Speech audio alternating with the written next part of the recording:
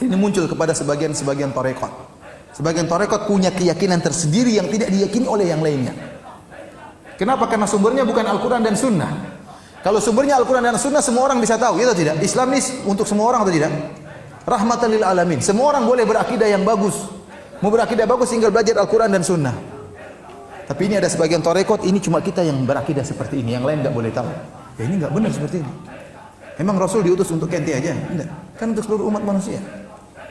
Sebagian mereka lebih ringan, ada wirid khusus, tarekat yang lain tidak tahu. Kelompok yang lain nggak tahu. Umat Islam di alam semesta ini nggak tahu kecuali tarekat mereka, wirid khusus. Ini nggak benar. Saya pernah ketemu dengan guru saya, ibu guru SMA, hajian sama suaminya. Kemudian dia tanya sama saya, Ustaz, saya diajarin wirid oleh seorang kiai.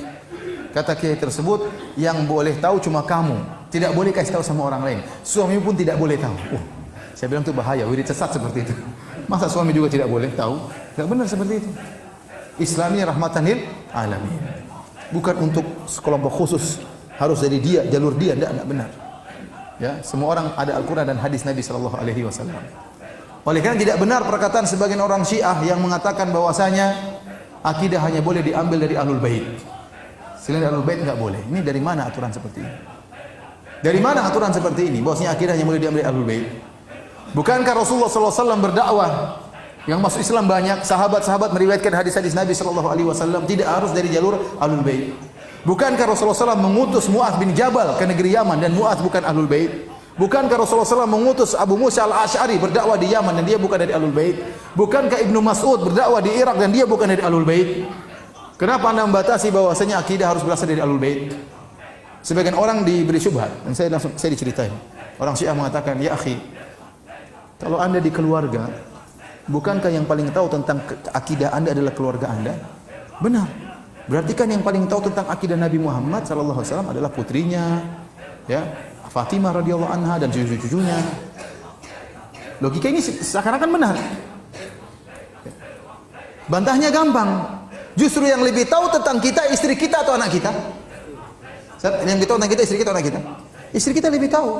Kalau begitu ambil akidah dari Aisyah dong. Yang lebih tahu tentang Nabi Aisyah atau Fatimah? Aisyah radhiyallahu anha yang tiap hari bergaul sama Nabi sallallahu alaihi wasallam. Sehari-hari bersama Nabi sallallahu alaihi wasallam. Meriwayatkan banyak hadis dari Nabi sallallahu alaihi wasallam. Kenapa anta mengkafirkan Aisyah kemudian hanya mengambil dari Fatimah? Dan Nabi tidak pernah buat aturan bahwasanya akidah hanya boleh diambil dari siapa? Ahlul Bait. Bagaimana cara mengingatkan kepada saudara kandung kami yang mengikuti ilmu atau aliran tasawuf, ma'rifat, tawajuh yang mereka menafsirkan Al-Quran menurut fikiran mereka sendiri, karena ini indikasi syirik dan menjauhi ilmu tauhid. Ilmu mereka semakin dalam dan mengerikan berdasarkan ilmu cinta kasih dan Buddha, ya.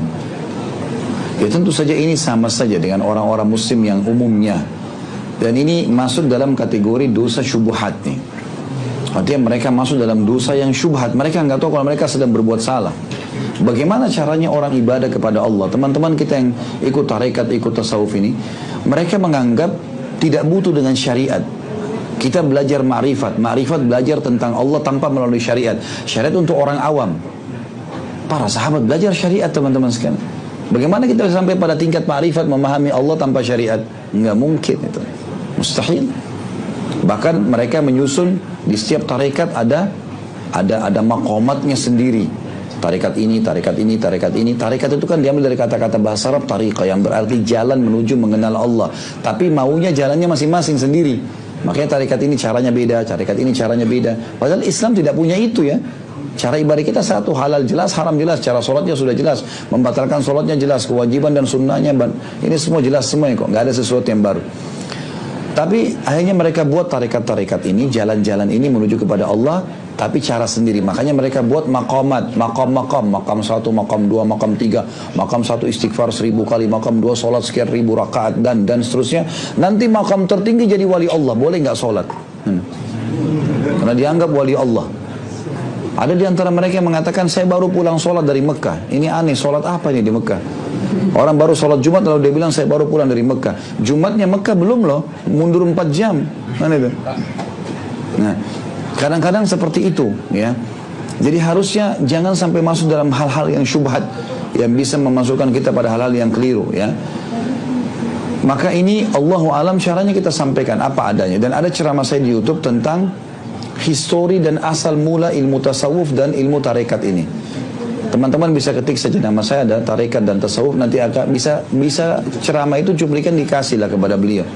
Karena itu panjang kalau saya ingin jelaskan ya. Dari awal kata etimologi suf itu apa, kapan munculnya di zaman Hasan Basri tahun 110 Hijriah, kemudian awalnya bagaimana muncul orang-orang yang membentuk tarekat-tarekat ini, itu ada historinya semua sebenarnya. Dan itu di Indonesia sendiri dipelajari, di S2, di S3 dipelajari kalau orang belajar agama.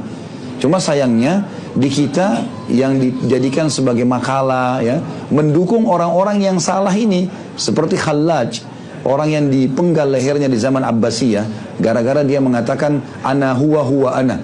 Jadi dia menganggap maqam tertingginya adalah dalam ilmu tasawuf itu dia menjadi Allah, Allah menjadi dia. Begitu terdengar oleh para ulama, dilaporkan kepada khalifah. Khalifah suruh taubat, gak mau, dipenggal. Tapi di Indonesia dianggap Khallaj itu seorang tokoh yang dekat sama Allah. Dekat sama Allah bagaimana nih? Rasulullah tidak pernah bilang saya Allah sembahlah. Bagaimana Khallaj bisa mengaku itu? Tapi kita anggap tokoh dan dipelajari di S2, dipelajari S3, jadikan sebagai makalah. Saya waktu belajar S2 di Indonesia sempat ada pelajaran tasawuf.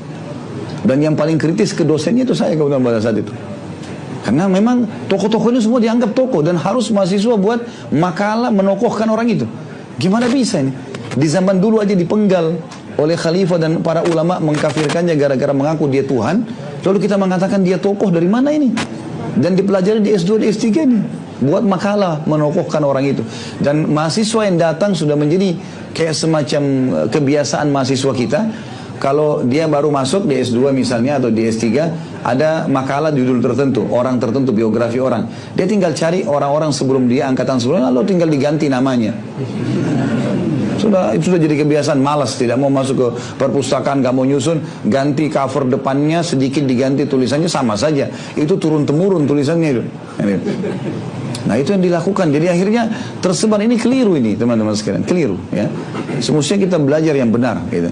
Ini kita belajar yang benar. Dan kita tahu sebenarnya istilah suf muncul tahun 110 Hijriah. Di zaman Nabi SAW dan sahabat tidak pernah ada masalah ini. Nggak pernah ada sama sekali istilah suf. Tidak pernah ada hadis yang berbicara masalah suf itu sendiri atau tasawuf. Suf kain hijau yang kasar. Tasawufnya adalah ilmu yang dibuat oleh orang-orang ini gitu. Dan kalau kita baca historinya kaget itu. Ya bagaimana yang membentuk pertama ilmu-ilmu ini dan tarekat-tarekat ini adalah orang-orang yang datang belajar kepada para ulama tabi'in, Sa'id ibn Musayyab, Sufyan ats-Tsauri, Atha bin Abi Rabah, ulama-ulama besar dari tabi'in. Tapi mereka memang datang dari kampungnya, dari Irak, dari Persia ya. Itu mereka datang, memang mereka niatnya bukan mau belajar. Mereka datang, mereka duduk 6 bulan, 5 bulan, kemudian pulang, lalu bilang, saya muridnya Sa'id bin Musayyab, saya muridnya Atha bin Abi Rabah. Oleh masyarakat ini ulama besar, ini muridnya, maka ditokohkanlah. Mulailah dia buka tarekat sendiri. Tarekat menyembah Allah, caranya dia, bukan ikuti gurunya. Ya, kalau guru-gurunya ini ulama-ulama besar ini, mereka mengajar menyembah Allah dengan cara satu yang diajarkan baginda Nabi SAW. Ya. Maka ini harus hati-hati teman-teman sekalian ya. Kadang-kadang ada tarekat tertentu bangun tengah malam, saya dikirimkan cuplikannya begitu. Lalu disuruh wirid tertentu, lalu kayak orang kesurupan, teriak-teriak ya. Nggak pernah dalam Islam ini, aneh-aneh kan gitu. Islam nggak ada aneh-aneh teman-teman sekalian, jelas kok ibadah kita. Jangan lakukan hal-hal yang membuat orang lain juga a priori dengan Islam. Ya, orang menganggap Islam itu tidak benar, padahal sebenarnya tidak seperti itu.